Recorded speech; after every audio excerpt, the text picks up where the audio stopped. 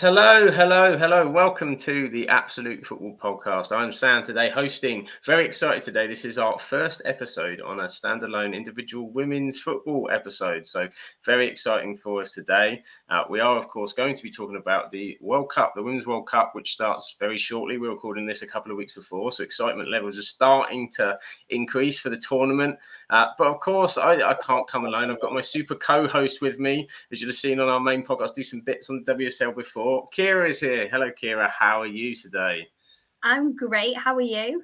I'm not too bad, Sid. I'm not too bad at all. Been looking forward. We've been talking about this episode for a little while, so it's nice that we're finally here, ready to go. How is your summer going? It's been a little while since we've been on a pod together. How are you?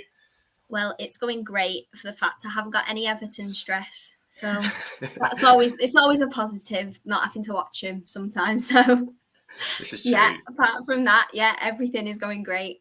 Excellent. The one thing guaranteed, I say you can get eliminated from a World Cup, but you can't get relegated. So there's none of that stress or anything to worry about now. So that is superb. And so you've got a fun summer ahead, right sort of time just before the World Cup coming up. So how are your excitement levels generally ready for the big tournament?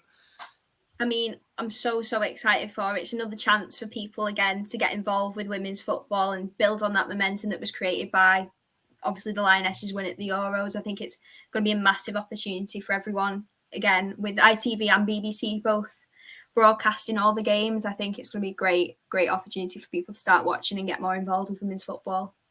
No, absolutely. Well, we are super excited. As you said, the broadcasters now, that's all been sorted out, so we can watch it on the telly. Yeah. That's one of the main things.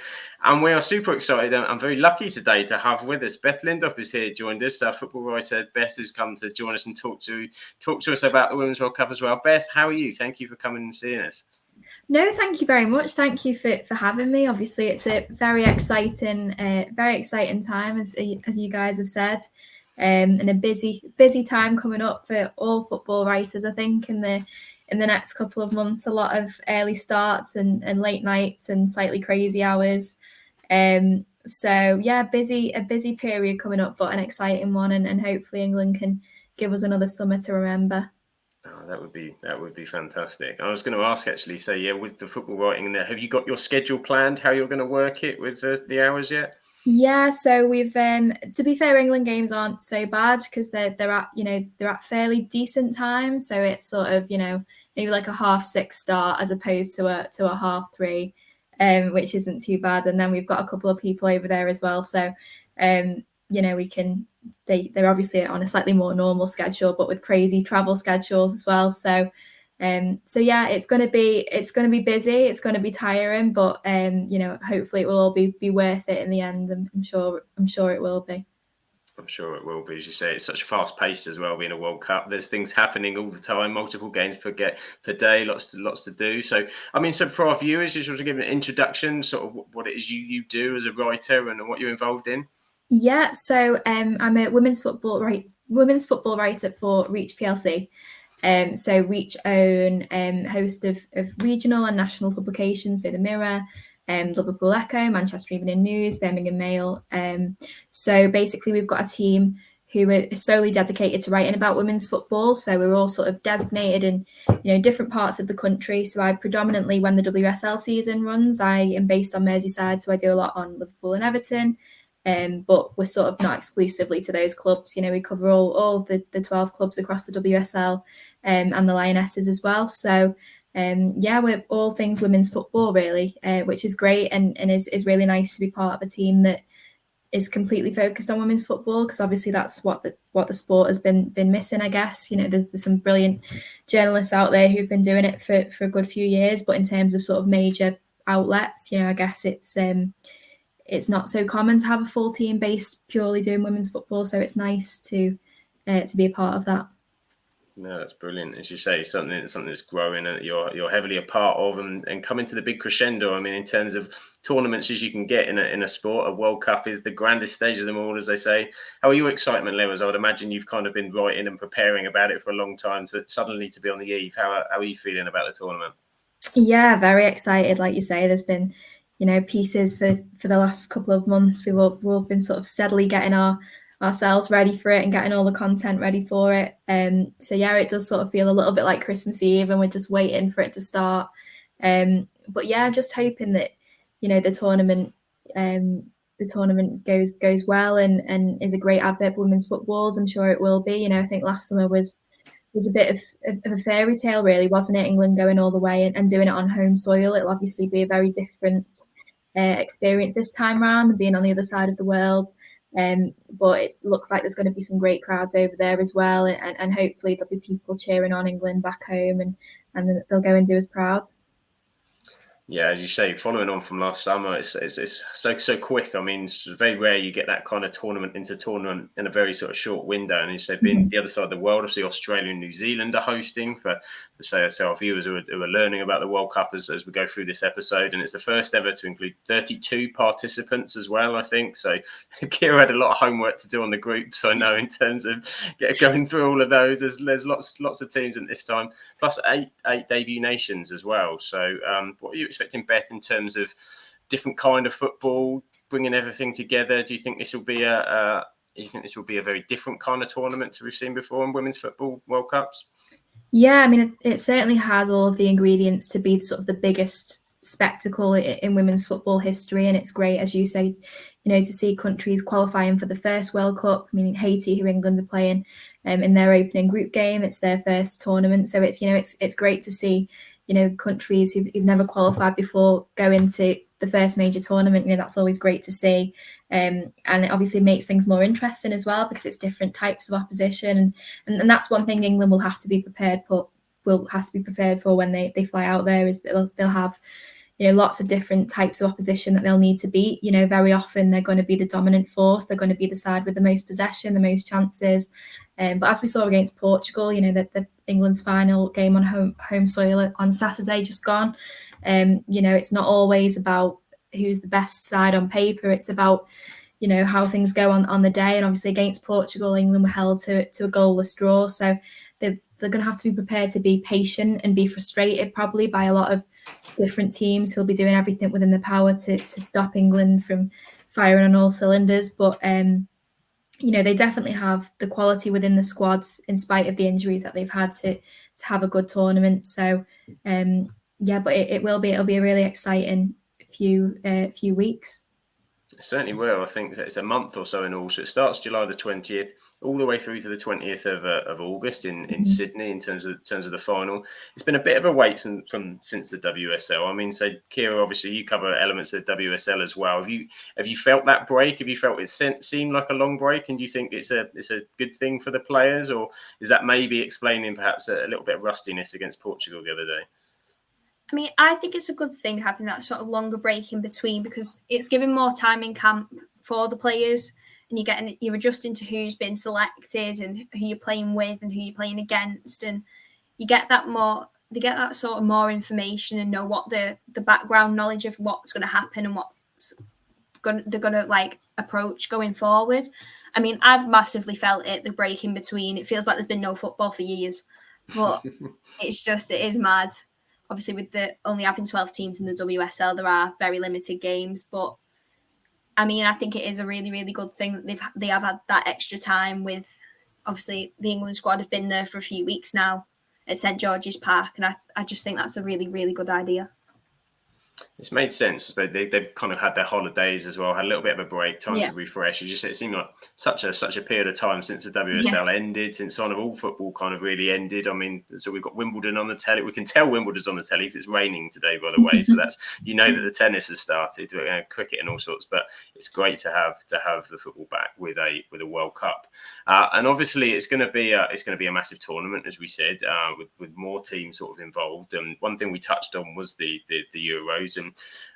And sort of that feel that we had in the country. Do you think, Beth, that we can ride that wave? Do you think it can crescendo again and take it even bigger this time than what we saw last summer? The country really got gripped by the fever, didn't they? They did, absolutely. I mean, I had a couple of weeks ago, I was down at St George's Park having a chat with Baroness Sue Campbell, who's the director of women's football at the FA, and she said, I think the phrase she used was turbocharged. That was the impact last summer had on the women's game. Is it really just turbocharged interest in it and really sort of catapulted it into a bit of a different stratosphere? And you think, if England are to have another impressive tournament this summer and go deep into the tournament, as we expect that they will, Hopefully that takes it to another level. Obviously, as we've touched on, it'll be different because there'll be less people obviously being able to go to the games over here. I'm sure there'll be plenty of people flying out there, but even if people are just watching at home and certainly in the later stages of the tournament cheering the girls on, then hopefully they can sort of carry that into the new season. And it was great last season seeing sort of record attendances across the WSL. And hopefully that can continue to grow as well. I think obviously the good thing is, you have these big sort of milestone moments throughout the season, 60,000 at the Emirates for Arsenal in the Champions League and close to 50,000 for the North London Derby. We saw on Merseyside, both Merseyside derbies at Anfield and Goodison, they got over 20,000 fans there. So, it's great to have those games, but then you also want your midweek games, in the middle of winter on a Wednesday night. You still want them to be getting good numbers as well. And I think that's the next step that the WSL and the women's game needs to take is it's not just about these big, marquee games. It's throughout the whole season, having that consistent support and those record breaking crowds. And hopefully that can, if England do well at the tournament, then that will sort of inspire more people to get down to the local women's football team next year and cheer them on. Yeah, and as you say, it certainly had the impact last season, and to say that the WSL was bigger than ever as expected last season in terms of the gates, the capacities, the coverage it was getting as well, and sort of media, television, and everywhere. And obviously through that, you've got a number of players outside of England. Obviously, people are becoming more aware of as well of other nations. So, do you think it will be sort of a more reach in terms of not just watching the England games, but perhaps the other group games and some knowing players from different teams in the WSL? Yeah, I think absolutely. I think, in the WSL, we are very lucky to have some of the best players from all across the world. I mean, certainly sort of Everton, for example, have a huge Scandinavian contingent. So I'm sure there'll be a lot of Everton women fans watching Denmark very keenly and Sweden too. And yeah, it is nice now because these players in the WSL are becoming sort of household names within their own right. Hopefully people, if they catch a game on ITV or BBC, will say, oh, she plays for Arsenal, she plays for Chelsea, she plays for West Ham, and they may be encouraged a little bit more to get into a game they wouldn't usually watch. So yeah, I think it's definitely sort of on all fronts that the women's game is growing massively, and hopefully this summer will be sort of the real sort of peak of that. I mean, obviously building on what you've just said there with obviously players from other countries. Just want to know, what players do you think people should be looking out for, especially in the WSL, that play for other countries that you might not have heard of before, or clubs outside? I know there's quite a few players that play for Bayern Munich, that play for Germany, and I just wanted to get your feel of who you think we should be looking out for. Yeah, I mean, I think Brazil certainly have some really exciting some exciting players. I mean, we saw in the women's finalissima against England back in April. They've got some real top talents. I mean, they've got Marta, who anyone who follows women's football, she's a real veteran and an absolute legend. So, she's always a joy to watch. But then they've got younger players, the likes of Gacy, who's been linked with a move to Manchester United. She plays for Barcelona at the moment. So I think she's a top talent to watch out for. I think it will be interesting as well, because actually a lot of when you look at the US national side, obviously USA typically, the favourites going into a major tournament. They've won it the last two editions of the World Cup, so they will certainly be among the favourites this time round. And the vast majority of their players play over in the NWSL, as opposed to over here in the WSL. So, I think it's easy to forget almost that some of the talent that they've got within that team. So I think sort of the whole, obviously they've got their Alex Morgans and the Megan Rapinos, who everyone knows, but some of the younger players that they've got as well, that they'll be really exciting to watch. And again, the likes of your Hannah Bennisons, only 20 years old, playing for Sweden, and your Victoria Pilovas and who plays for Arsenal. All of those sort of younger players in WSL coming through. It'd be really exciting to watch them too. But I think Brazil are a side, when I think about sort of certainly individual younger talents, are a side I'm really excited to see at this tournament. Yeah, definitely. I think Brazil are up there with I think they've got a good chance as well for getting quite far in the tournament, especially with what you've said. I mean, I'm really looking forward to the Scandinavian teams because obviously we're following Everton. There are quite a few, and I know there's a player that plays for Zambia, I think, and her name's Barbara Banda, and I know she was really, really good in the Olympics, and she's one I'm really excited to be watching as well. I think she's captain of Zambia, I think. Yeah, and exactly. And I think players like that, you know, as you say, sort of most people probably wouldn't know, and I think that's the fantastic thing about World Cups is they offer such a platform, don't they, to younger players or players who don't play in the WSL, for people to watch them. I mean, even Haiti, you know, there's some top players in that side who, again, people probably wouldn't usually watch, and even sort of myself as a women's football writer, I guess, you know, my focus is predominantly on the WSL. But there are so many, you know, I think we can get sometimes a bit blinkered with the WSL. It's sort of the be all and end all when that's sort of what your job is, sort of 90% of the time. So yeah, it's exciting even for me who works in it to see some of the other players that are out there as well, and you know, improve my own learning and seeing some of the other talents that are out there. So yeah, a really exciting period ahead. No, yeah, I totally agree. I think there's so many players, obviously, as you said, that people haven't been introduced to that get to see now on a different level, and maybe like they've seen them from another national team and they don't know they play for their local team, and then that introduces more people to that sort of side of things as well. It might not even be the WSL, it might be the Championship, and you can go along and see them there as well, because there's quite a few players from the Championship going to the World Cup as well. Yeah, definitely. And I think obviously it's such an exciting time for the Championship, really, when you look at, you know, a number of clubs now within the Championship, either going fully professional or offering, you know, on a part-time model, sort of offering some players professional contracts. So the standard of the women's game in England, even in the third tier, you know, you've got like Wolves in the third tier drawing crowds of 3,000, which is incredible. So, you know, to see players, as you say, further down the pyramid as well, getting an opportunity to go and shine on sort of the biggest possible stage is really great, and something that can only help boost the women's game as a whole. And like you say, you know, it'll be nice for, you know, I'm sure there'll be one or two breakout stars who maybe people don't really predict, and you know, right now we don't know who that might be, but you know, it's always exciting, isn't it? There's always, you know, those players who really light up a tournament, and it'll be great to see. Obviously, you imagine sort of your Sam Kerrs and your Alessia Russos and Rachel Daly's, and you know, they'll take plenty of headlines, but I'm sure there'll be one or two maybe slightly lesser known players who really make their mark. So that'll be great to see as well. Yeah, definitely. Spot on. I think so. I mean, yeah, as you say, so many exciting teams, so many teams that have a potential chance, I think, in this World Cup as well. There's obviously the favourites. I think England, USA, obviously going in with a potential back-to-back, you know, the triple crown, I think they're trying to call it, aren't they, as the option of going it again. But we'll focus on England for a little bit, because obviously that's where we're hoping that it lands at the end of the tournament and where we go forward. I mean, in terms of the warm-ups, as you mentioned, the Finalissima, they had Brazil on penalties.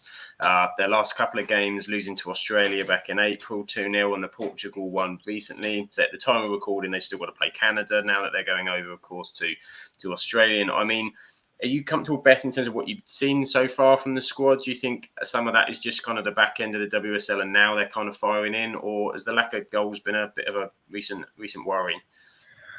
It's a difficult one. It's difficult to know how much to read into these last few results, because, you know, it shows you sort of how fickle and unpredictable football is, because only a few months ago, you know, England was sort of invincible, it felt like, you know, going into that Australia game. You were obviously 30 games unbeaten under Serena Wiegman, which is unheard of, really, considering, you know, she took the job back in September 2021. So they really had built this sort of almost, you know, this wall of invincibility, it felt like, and you know, against Australia, obviously that came to an end. I was at that game, and it was quite a strange game. It felt quite flat from pretty early on, and England were very dominant, as they so often are. And I wrote something on it the other day, actually, and again the stats were you know, crazily skewed in England's favour. They had more possession, more shots on target.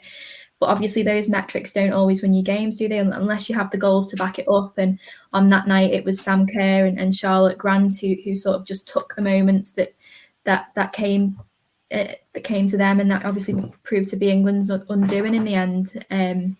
So yeah, I think that game, I actually at the time felt like it was probably a good thing, obviously as much as you always want England to win every game. I think if they'd have gone into the World Cup unbeaten it would have been 32 games, I think that would have maybe been, it'd have been such an intense sort of weight to carry, I think, to carry into a tournament. And all of the talk would have been, they're unbeaten. Whereas I thought it was it was a little bit of an albatross around the necks, which they've now managed to sort of get rid of. So I wasn't too worried about that Portugal defeat. Obviously, since then, we've lost Leah Williamson to injury on top of Beth Mead. Fran Kirby obviously isn't going to make the squad either. So, those injury doubts obviously cast things into a little bit of a different light. I think the defence is a little bit of a worry because especially with Millie Bright has been out as well, hasn't she, since April? So since March, sorry, I think Millie Bright's been out. So I think it'll be interesting to see whether she gets back to full fitness in time for the group opener against Haiti. So I think there are a couple of defensive worries, and I also think in terms of not having scored a goal, I think it's 265 minutes now England have played without scoring, which considering they were scoring for fun earlier on in the year and last year, there are definitely a few niggles, but whether they're things to be really overly concerned about at the minute, I think only time will tell. I think that game against Portugal on Saturday, it was a difficult one because obviously England, at the time of recording, England are flying out tomorrow to Australia, and I think maybe in some players' minds they're probably thinking, please just get through this game unscathed and we can fly over there. I think the last thing anyone would have wanted was for an injury to crop up in that game against Portugal, so there was maybe a little bit of that as well. So I'm not too concerned, but I do think I'm not as confident as I was about England going all the way in the tournament a couple of months ago. So yeah, we'll see. But I still think they'll do very well. I think they'll go deep into the tournament. Certainly, I think they'll get out of the group. But I just think there might be one or two little niggles that might just prove difficult to overcome. And I think there's maybe some weaknesses that can be exploited by really strong opposition. So hopefully I'm proved wrong and then it's plain sailing all the way to the final. But we'll hopefully see. So, and hopefully they can. Sometimes in a tournament, as you said, hopefully they should see the group off. I mean, looking at the group on paper, it looks like a group that England should be qualifying from comfortably. And sometimes that group allows you to grow into a tournament to kind of find your feet, particularly if they start to, there's one or two games, particularly sort of Haiti trying to be in the options to potentially get a few goals in those games and start to get the confidence coming back that the group could build on and go from there. But you touched on injuries, which obviously has been quite a lot in the build-up of. It always seems to be on the eve of a major tournament, as you said. There's always at least one, and we've kind of had a bug sort of with three in sort of a very short period of time. Out of those you mentioned, obviously Beth Mead, Leah Williamson, Fran Kirby, who's the one you think we will miss the most? I think all three of them are huge misses in their own ways. I think purely because of what she brings in terms of leadership as well. I think Leah Williamson is a massive, massive miss. I think, her partnership with Millie Bright has been sort of a real asset, to this England side over the past sort of 2 years. So I think, and I also think because Bright has been injured as well, the fact that partnership that took England all the way at the Euros isn't going to be together is a difficult one. So yeah, I think Leah will be a massive miss. But then Beth Mead was top scorer at the Euros last summer, so again you take her out of any side and they're going to look weaker, aren't they? And Fran Kirby's probably one of England's most technically gifted players. So all three of them in their own way, are a massive loss. So to be losing all three of them is a blow. But I think it was Jill Scott was saying something earlier on today about it gives younger players an opportunity to step up, which it absolutely does. And England are blessed that they do have a real wealth of talent, of young talent, of attacking talent. So I think they've definitely got players capable of coming in and doing a job. It's just whether they can do it consistently, and whether those sort of partnerships that maybe have taken a little while to develop under Sarina Wiegman, whether they all sort of come together in time for the World Cup. It's a blend, isn't it? A blend of those younger players coming in, and hopefully, so the experienced players they've got can carry them through. And there's always breakout stars at a World Cup anyway that start to really make their name and stamp. So hopefully, England will have a few of those. And it's been a difficult squad, I think, for Sarina to put together. So the injuries add some questions and some closes. I mean, I'll come to you, Keira, in terms of the squad. Was there anybody that you were surprised or disappointed to see miss out? I mean, Maya Letitia, I was very surprised that she wasn't in the squad because she'd been called up quite a few times before, and she's a class player. She plays for Man United, so she was a massive shock as well. And I don't think many people have spoke about this, but Hannah Hampton being called up for me was a bit of a shock. Obviously, she hadn't played many games towards the end of the season, hadn't had many call-ups through injury and other issues that she'd had. So I was quite surprised to see her. Obviously, no problem with her being called up because she is a class keeper and it's great to have her there. But I've noticed Sarina always seems to stick with the same people and the same lineups and things. So it's not giving, although she has called up younger players that haven't been to a World Cup before. I know like Laura Coombs has been called up and she hadn't been, was it about 6 years? I think she hadn't had a senior call up since. So that was really good for her to obviously be called up. But when Sarina announces a lineups and things, you can see a very, very similar pattern constantly, and people aren't having the chance to prove themselves in the England side as often as you probably like.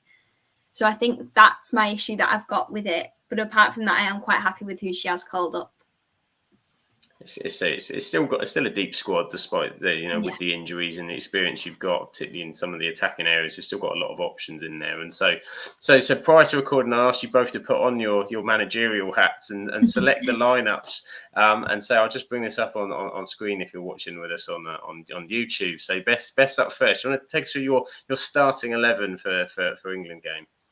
Yep. So I think obviously goalkeeper picks itself, Mary Earps, unless there is any injury doubts, then she's 100% England's number one. And I think one position that I would actually be very worried if she wasn't playing. I think Ellie Roebuck is a talented keeper. Hannah Hampton is a talented keeper, but I just don't think that they're anywhere near Earps' level. And certainly in terms of her maturity, her experience, we saw her captain England in the absence of both Williamson and Bright at the weekend. So, yeah, she's an easy pick. Same with Bronze, obviously vastly experienced player, top quality player, obviously fresh from winning the Champions League with Barcelona. Millie Bright, if she's fit, she starts. And again, I think that's probably the biggest headache Sarina Wiegman has got. It looks like she's set to be fit, barring any setbacks for the World Cup. But it's obviously difficult when a player returns from injury, isn't it? And tournament football is so intense and so rigorous that you will hope that she can sort of withstand playing, those games in a short amount of time. I think in terms of Jess Carter pairing Millie Bright, I think that was probably my biggest sort of sticking point is I don't know what the strongest centre-back partnership is. I think Alex Greenwood is a top player and I'd like her at centre-back, but I just think she's also England's best option at left-back, which is why I've stuck her out there. But yeah, I thought Jess Carter actually had a really good game at the weekend, partnered Esme Morgan against Portugal. Obviously plays with Bright at club level. So yeah, and then as I mentioned, Alex Greenwood, I think she's a solid defender, but she's also great on the ball. She's always looking to get forward. So that's why I put her out at left back.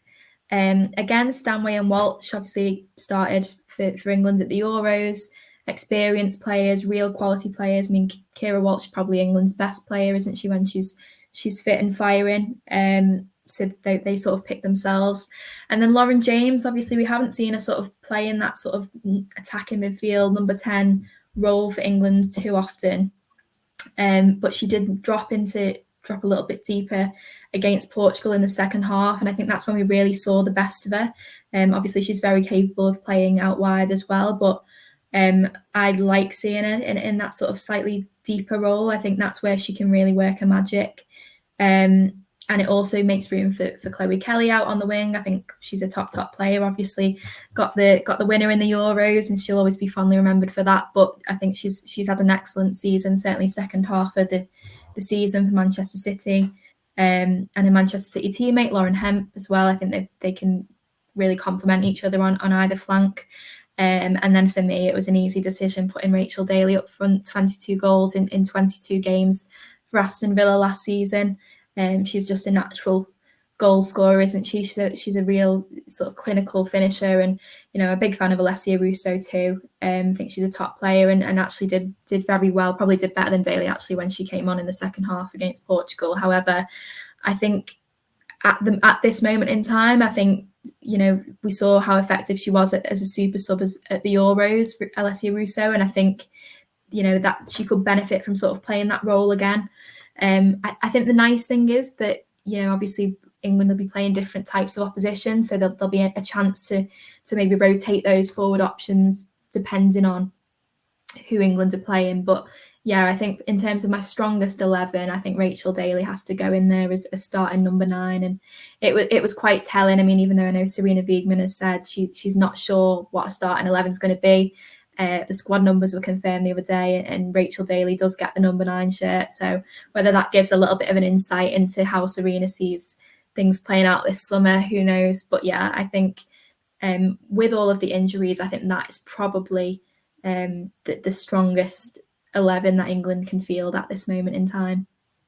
It's a very strong, definitely a strong 11 you picked there. And I think a good point you touched on as well with the Euros, how important substitutes were. I mean, they were absolutely crucial for us in the Euros, and Russo being one, Ella Toone being the other, tending to come off the bench. And that's where we may well see that changing things up, that we have a lot in our pocket to go at and hopefully change a game if needed and is necessary.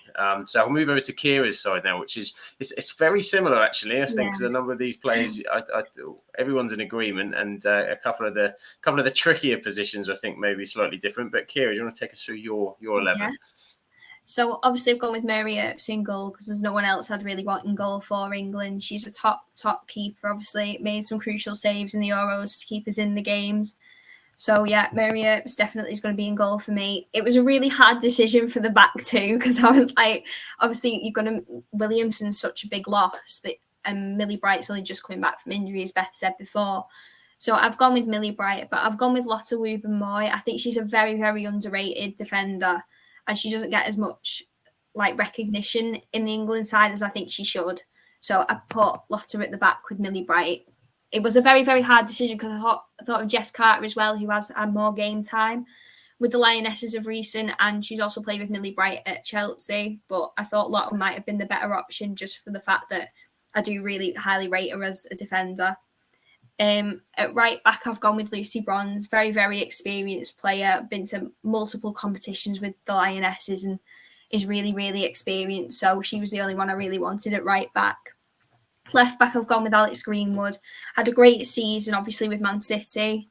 Again, another player that's been to multiple competitions with the Lionesses and had a great time with Man City this season. As I said, I know she's captained them on a few occasions, and she's also one of those people that's a really good leader as well.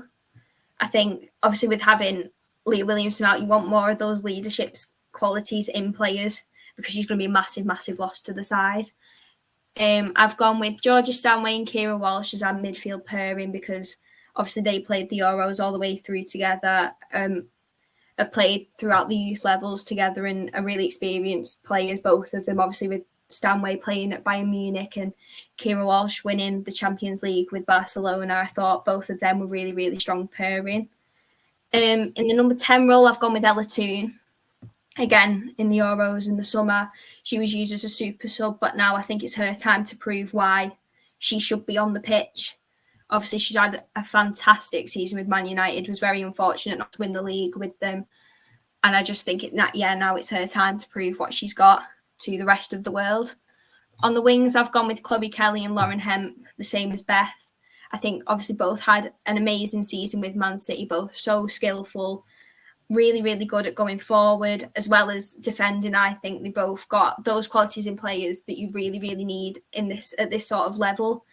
And my number 9 role is obviously going to Rachel Daly. I think Alessia Russo's class, and I love her. But when you compare the stats from this season, there's only one player you're going to go with, and that's Rachel Daly. So, yeah, that's my starting 11. Very good. Another strong 11 as well there, Keira. And so the big question also I'm going to ask is, can they do it? Can they go all the way? And what do you think might be the biggest worry to stop them, Beth, to go all the way? I think they absolutely can go all the way. I think they still, in spite of the injuries that they've got, I think they've still got one of the strongest squads. I still think they've got bias, but I still think they've got the best manager and a manager who is very good at instilling a sense of calm and a sense of belief within the squad. So I think, obviously, as always with tournament football, you know, it once it gets to those latter stages, sometimes it is a little bit about luck too. It depends who you draw against. It depends, you know, who has a good day, who has a bad day, who makes a mistake. You know, we saw against Australia that first goal, the Sam Kerr goal, was born from a mistake from Leah Williamson, which, you know, doesn't happen too often. So I guess you never know in those situations, and it's whether sort of the football gods are smiling on you, isn't it, on that particular day. So I do definitely think that they can do it.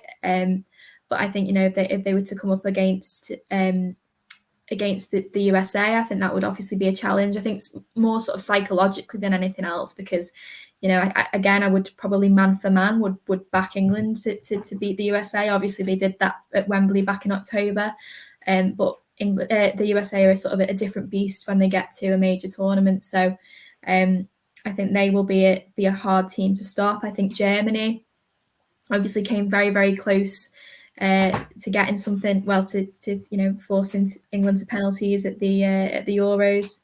I think Spain, in spite of some of the problems they've had, will be a real threat. I actually think Australia will be a real threat as well. You know, I think they've got a really good side, and I think, you know, playing a tournament on home soil, you can never underestimate the impact of that. I think England's probably biggest challenge will just be, you know, can those those younger players who come into the squad, can they really sort of drive England on, and can those sort of partnerships that maybe haven't had as long to develop, can they really sort of come to fruition by the end of the tournament? You know, I'm hopeful that they can. But yeah, I don't think it will be easy. And as I said, I think England are probably sort of slightly less favourites than they were a couple of months ago.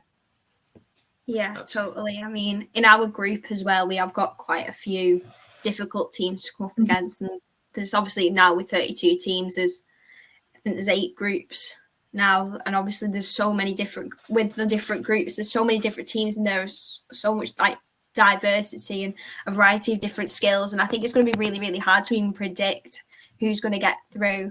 I mean, obviously, as you can see on the screen, Group A is New Zealand, Norway, Philippines, and Switzerland. Now, Philippines, I think it's the first time at a World Cup for men's or women, which I think is an incredible achievement, obviously, with it being a women's team as well. Switzerland have got so many good players. I know there's quite a few in the WSL. Beth, I just wanted to see like who you thinking, especially in Group A, who do you think are going to be favourites, and what players should we be looking out for in that group? I think probably you're looking at, if you had to pick 2 teams to get out of that group, you would say Norway and Switzerland, wouldn't you? I think Norway, obviously the big one is Frida Maanum, obviously had an exceptional season with Arsenal. I think sort of one of the highlights of the season was her goal in the Champions League. I've watched that on numerous occasions. But there's not just her, she's got a good team around her as well. And then Switzerland as well, they've got some top players. I mean, I'm delighted that Leah Volti is going to be available to captain Switzerland at the World Cup, because obviously I'm sure you were probably at that game as well, like the Everton game, where she obviously had a coming together with Aggie Beever-Jones. Pretty nasty tackle, obviously, even though Aggie didn't mean it, and it looked as if her World Cup hopes could be in doubt. So she's a top, one of my favourite players to watch, actually, Leah Volti. I think she's incredibly underrated. So I think Norway and Switzerland, when you look at some of the players they've got in their teams, you're backing them to come out of that group. I mean, obviously, again, it's a tournament on home soil for New Zealand, but I just don't think they've maybe got the players for that to really have too much of an impact. Yeah, I totally agree with who you've picked. I mean, Norway have also got like Ada Hegerberg and Guru Rayton, who plays for Chelsea. Again, another two class players who really please keep an eye out for, because they've got so much skill and talent. You're really going to want to watch them. And Switzerland have also got Alicia Lehmann, who obviously plays in the WSL for Aston Villa, another really, really good player. And she's definitely one I think people should keep their eye out for. Yeah, definitely. I think Goro Wrighton probably, for me, was maybe player of the season. Probably Rachel Daly just picked it because of what she managed to achieve. But yeah, Goro Wrighton is a real pleasure to watch. So yeah, definitely, I think Norway will be a bit of a sort of surprise package to people who maybe aren't too familiar with women's football. So yeah, I'm backing them to have a pretty decent tournament, but I certainly think they'll get out of the group. Yeah, definitely. And then obviously in Group B, where the other home team is Australia, and within that there's Canada, Nigeria, and the Republic of Ireland. Now, Republic of Ireland, this is their first World Cup as well, which is great news for them. Lots of their players are in the WSL too. I mean, what do you think Australia's chances are in this group stage? Yeah, again, I would back Australia to get out of the group. I think the Republic of Ireland, obviously from a UK perspective, it's great that they've made it to the first major tournament. It's really exciting. And yeah, I think they've got some good players. I don't know if they'll get out of the group. I think Australia probably. I'm, as I said earlier, I'm backing them to have a decent tournament. I think they've got some really top players. You know, obviously Sam Kerr is the poster girl, but throughout that team, you know, Everton's Claire Wheeler, for example, is a real talent. And I think Canada are obviously a really top side. I mean, obviously it's been a bit of a rocky period for them, hasn't it? They've been locked in a dispute with their football federation over equal pay, and how much that will impact them at this tournament. You know, I'm not too sure, but I think sort of looking at that group, you would probably back Australia and Canada to come out of that one, I think. Yeah, definitely. I think they're probably two of the strongest teams in that group. Mm-hmm. I mean, just coming back to Ireland, obviously, as I said, their first World Cup. Are there any players, especially from a UK perspective, that you're really looking forward to seeing play for that team? I mean, I think you always look forward to seeing Katie McCabe play, don't you? She's sort of a player who absolutely just wears a heart on a sleeve. Be interesting to see how many yellow cards she manages to pick up over the course of the tournament. Yeah, but I mean, I was a little bit disappointed for Leanne Kiernan, Liverpool striker, not making it into the Republic of Ireland squad. Completely understandable. She's obviously barely played this season, but you know, it was so great to see her back at the end of the season and be called into the preliminary squad. So yeah, it's a shame she didn't make the cut for the 23 players, but they've got some top talents, and you know, a lot of WSL talent as well. Niamh Fahy from Liverpool. So yeah, I think they'll have a solid tournament, and I really do hope they acquit themselves well. But I think that is quite a tricky group for them with Australia and with Canada. So I'm not sure of the chances of getting out of the group. No, I think it will be a bit of a struggle for them. As I said, two top sides as well, and Nigeria as well have done quite well from what I've seen. In Group C, we've got Costa Rica, Japan, Spain, and Zambia. Zambia's first World Cup as well. As I said before, Barbara Bander's one I'd really like people to look out for. She stood out in the Olympics and thought she was incredible. I mean, she got 2 hat-tricks in the opening games for their team, and I thought that was really good. I mean, Spain are obviously going to be up there, aren't they, with one of the best teams, I think, in the tournament.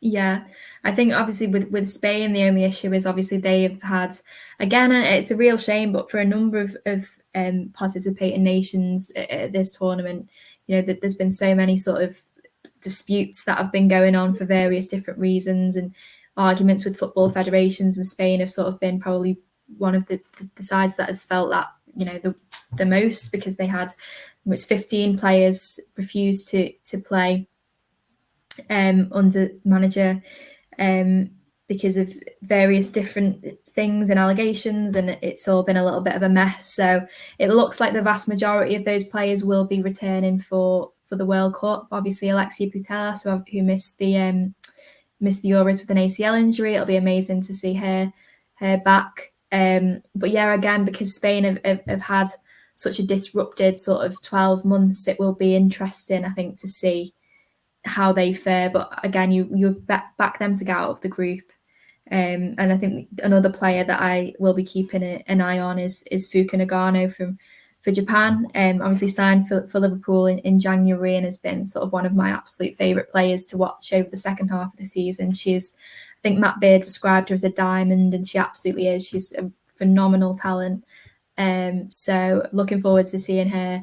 But again, in every group, there's so much quality, isn't there? Whether that be individuals or collectively. As a team. So yeah, a really exciting tournament. Getting more excited the more I talk about it. Yeah, definitely. And then in Group D, we've got China, Denmark, England and Haiti. Now, I think that for England could be quite a challenging group stage, obviously with Denmark and China now. Denmark have got quite a lot of WSL players. Half the Everton squads are from Denmark. So there are quite a few ones that I think people should look out for, especially Karen Holmgaard. I think she's a very, very underrated player. She's like a machine. She just doesn't stop. And I think people should really, really keep an eye out for her. Yeah, definitely. I think Denmark, they're basically like sort of Everton light, aren't they? Denmark, half the squad is either plays for Everton currently or has played for Everton. And Risa Becky, I was really disappointed to see leave the club. I think she's a top player. So yeah, Denmark, I think on paper you'd say that they're England's most difficult game, really. But again, you never know, do you, at a World Cup? And you never know how a game is going to pan out. So I think it won't be easy for England, but I think they will. I certainly back them to get out of the group, and you probably put Denmark alongside them as well. Yeah, definitely. Totally agree with that. I think probably the two strongest teams in that group, especially I know China have done quite well as well throughout their time in different tournaments. But I think, England and Denmark will definitely be top of the Group D. Now in Group E, which I think is quite a difficult group, it's the United States, Vietnam, Netherlands and Portugal. Now, Beth, who do you think is going to come out of this on top? Well, I mean, you've got to go United States, haven't you? The non-negotiable, they're getting out of the group. And the Netherlands, I think you'd go for as well. I mean, obviously a blow for them not to have Viv Miedema available. But they've still got plenty of attacking talent. I mean, again, nice to see Everton's Katia Snoys in the squad and getting a goal as well for them the other evening against Belgium, I think it was. But yeah, I think United States and Netherlands are my pick for getting out. But it's a tough old group, that. So I think there could be some interesting games there. And Portugal, I was actually really impressed with. Against England in terms of defensively, how they managed to sort of hold England off. So, if they can replicate that against sort of the Netherlands, for example, then you never know. But yeah, United States and Netherlands, I'm backing to get out of that group. Yeah, definitely. I think it's a no-brainer, isn't it, with the United States? They're always going to get through the group stage no matter what. Yeah. But yeah, moving on to Group F, I think, again, another quite difficult one. So we've got Brazil, France, Jamaica and Panama. Now, I don't see Panama getting very far, I'll be honest. Yeah. And Jamaica's a difficult one because they have got some really good players. Like they've got Bunny Shaw from Man City, who I wanted to put down as the golden boot, but then you've got to consider who she's playing for. And I mean, it is quite difficult. I know you brought up Brazil before, and Brazil are a class side, and so are France. Mm-hmm. I mean, who are you putting up there as getting out of this group stage? Yeah, I think Jamaica were one of those the teams who they had to crowdfund to get to get to Australia, which again is a really, really sad place to be in, and they really have, I think, not been treated particularly well by their football federation. So that's a little bit of a shame and a little bit of a shadow hanging over them heading into this tournament. And I don't think, as brilliant as Bunny Shaw is, she will be enough to sort of help them get over the line. So yeah, I think France and Brazil for me. Again, we could be completely writing off Panama here, but I am with you. I don't see them getting out of that group. So yeah, France and Brazil for me, coming out of Group F. Yeah, I think obviously with Brazil and the talent they've got, I think it's a no-brainer, them coming out on top, as well as France. I mean, France have done really, really well in the past few tournaments. Mm-hmm. I think they've got some class players. I know, obviously Kenza Darley from Aston Villa. You've seen her this season; she's absolutely flourished under Carla Ward, and I'm hoping and she can showcase that talent at the World Cup. We've got Group G next, that consists of Argentina, Italy, South Africa, and Sweden. Now, I have Sweden's coming out on top on this. I just want to get your thoughts on who you think is probably going to get out of it. Yeah, definitely. I think Sweden, obviously, a lot of WSL talent. You've got Stina Blackstenius, Hannah Bennison, some really Nat Bjorn as well, some really top players. Italy are a difficult one. I think they obviously played England at the Arnold Clark Cup earlier this year, and I don't know. They're a funny old team, Italy. I think, but I do think they will get out of that group. I would probably go for Italy and Sweden to get out of that. Yeah, I think so. I think, as you said, Italy, you don't know what you're going to get with them each game. And I think, it is a hard one to call Group G. And the final group is Group H, which consists of Colombia, Germany, South Korea, and Morocco. Now, I have Germany coming out on top on this. I don't see any other way around it. Yeah, I really class side. I think 3 wins for Germany could well be on the cards there. I think it's Morocco's first World Cup. I want to say, I might be wrong in that, but I think it might be. South Korea, obviously, they again played at the Arnold Clark Cup earlier this year and had flashes of being really good, and they have some really good players, some WSL players in there as well. But so I think they'd maybe be my pick to get out alongside Germany, but I think Germany will quite comfortably win that group. Yeah, I definitely see Germany winning. Obviously, they got to the final and were beaten by us at the Euros, and they've got some class players like Lena McGull and Alexandra Pop. I think they're my two that I absolutely love watching play. So I'm really, really looking forward to seeing them at the World Cup too. Yeah, absolutely. And Lena Oberdorf as well has been one of my favourite players sort of outside of the WSL to watch this season. So I think she'll be, be really exciting to see her too. But yeah, Germany, I actually think Germany could go on and win the tournament. I think they've got a really, really good squad. So definitely backing them to top Group H. There we go. There's all the groups, and there's all the picks of where we think they're going to have. I was saying, having a little look at the odds of the groups, I think they're pretty much in favour of what you said there. Germany are pretty heavy favourites in their group. England are heavy favourites in their group. And say if you're looking for a pound, Vietnam's the way to go. I think at 750 to 1. I think so. It's one of those better pound, lose a pound probably, but they're your best odds if you're looking for an outside victor. But very exciting. And of course, through the group stage, then we'll get to the knockouts with some big teams facing up against each other, going all the way through to whoever's going to win the tournament. Now, who have we picked as our winners? And I'll bring it up here. If we go left to right, and we can give our reasons for why we've gone for our winners. Keira, do you want to start with the dominable United States? I mean, I went through it so strategically, trying to pick out who was going to get through what group and who was going to win then that playoff. And I got to Germany and USA in the final, and it's such a hard one to call, but I just think USA will just beat them to it. I mean, full of class players. They won it last time around. I think they're such a strong side, and they've got so much quality in that side that I think I just think they're such a hard team to beat, and I don't see any other way around it.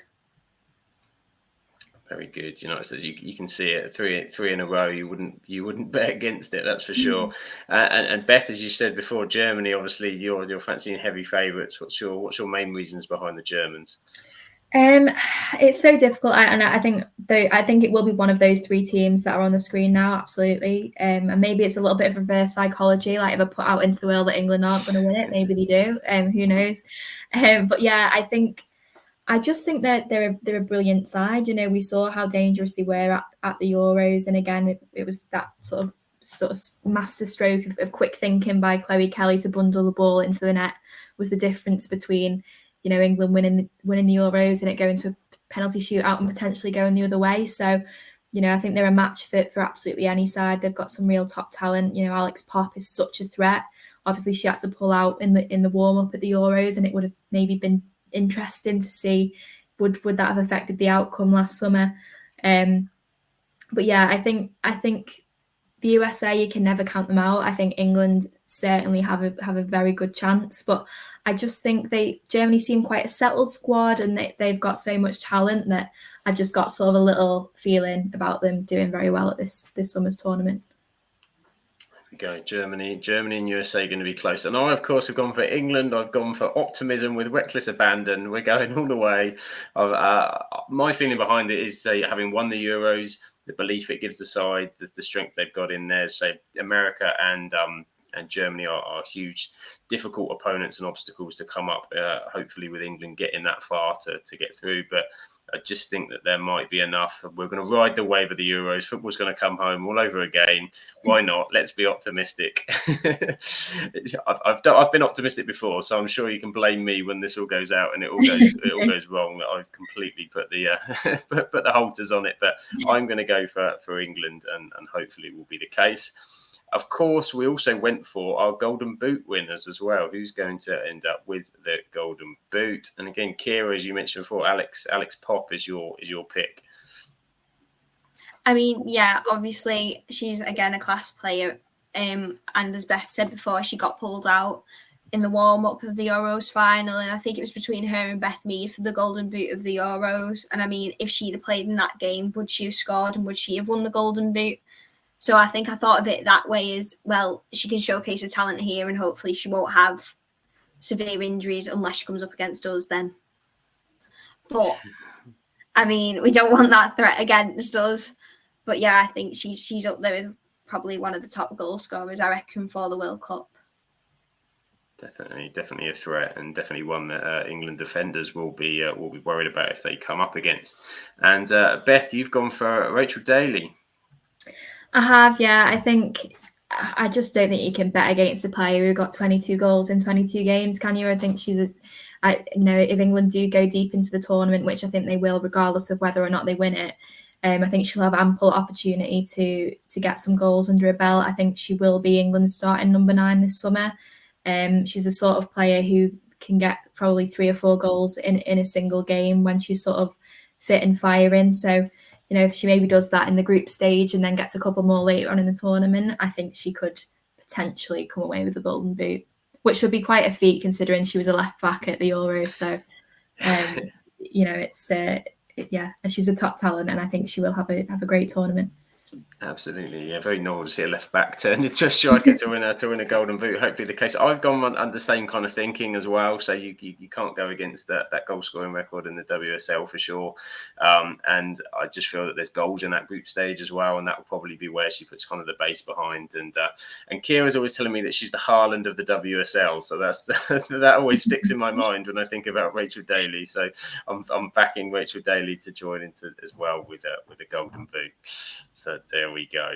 So let me just pop that off a screen. So just before we go, we've gone through the whole tournament. It's been absolutely fantastic to go through all those elements and that with you. It's building the excitement. Hopefully we've built everybody else's excitement as well in terms of the tournament coming up.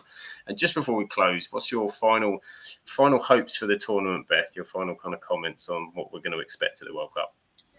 I just hope that it's just this a real festival of football, really. And it's there has been a lot in the last couple of months, a lot off the pitch that has maybe marred the build up a little bit. The whole dispute over broadcast rights in various countries being locked in disputes with the federations and, all of that. And obviously from an England perspective, the injuries, there have been a few little sort of bumps in the road on the build up to the tournament. So I'm hopeful that when we actually get there, it will just be about purely what's going on the pitch. And, it really does have the potential to be the biggest World Cup in history in terms of crowd numbers, in terms of the quality of the football on the pitch.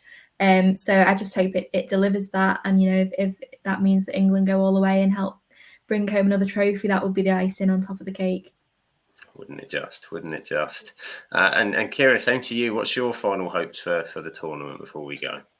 I mean, I just want it to be a massive celebration of the women's game and just raising more awareness for what it's about. Her game too as well, I think massively going to be involved in this tournament and raising awareness for that. I just want to see numbers rising as well in the WSL, as Beth said before, more people getting down even to championship games as well, getting to see their local teams and stuff off the back of the World Cup. And obviously England getting really far in the World Cup would be amazing. Again, another trophy, another win. another trophy to add to our name and beat the men. It's always nice. You're building my optimism all the time, Keira. You know, I'm feeling very confident about my pick now. It's going to happen. It's going to happen. But we thank you for joining us. Say if you're new to the podcast, thank you for joining us. We're hoping to bring you more women's football content soon as well. Keira and I are talking about things in the background. Hopefully, with WSL coming back as well, and perhaps at the end of the World Cup, we can have a review show as well in terms of how it's all gone when we've got our hands on the trophy, of course, to talk through how it happened. But Beth, thank you so much for joining us. It's been amazing to hear you talk about the World Cup, and we're very appreciative of you coming on. So for people who don't know where you are, where they can possibly find you, how can they get hold of what you've been up to? So my Twitter handle is on the screen. So it's at Beth_Lindop. And all sort of our team's work is also on our Twitter account, which is at our women's football, capital letter R. Or Reach Women's Football. If you type that in on Twitter, you'll find us. And just keep an eye out across the mirror, across various regionals. You know, if they're owned by Reach, there'll be a women's football segment on there. So if you are interested in that, whether that be the Lionesses or the WSL or the Championship or whatever, then keep your eyes peeled for us. But no, thank you so much for having us on. It's been great. Excellent, you're very welcome, and definitely go and check what Beth's out to. Go and follow and chuck all your support behind everything going on with women's football, the game, and everything to do with it. Of course, myself and Keira, we are the Absolute Football Podcast, and we've got a whole range of handles here, all set up with different names. This is Josh's fault; he's put all different names and everything, so we have to remind you just so you don't miss it. We have Twitter at Absolute Ball Pod. On TikTok, we are Absolute Football Pod. On Instagram, Absolute Football Podcast _, and newly on Facebook as well, the Absolute Football Podcast. So if you're not familiar with us, we tend to do a Monday. We have a Monday show on a regular football podcast, which is mainly on sort of men's football. We do guest episodes on with different clubs and guest interview people coming on as well. And we are looking at lower league show coming up soon for the new season. And of course, the WSL, when that comes back, and women's football is now something we are. This is the beginning, isn't it, Keira? Something coming up new. So very exciting for us. But for now, thanks for joining us, and take care. We hope to catch you on the next one. All the best. Enjoy the tournament.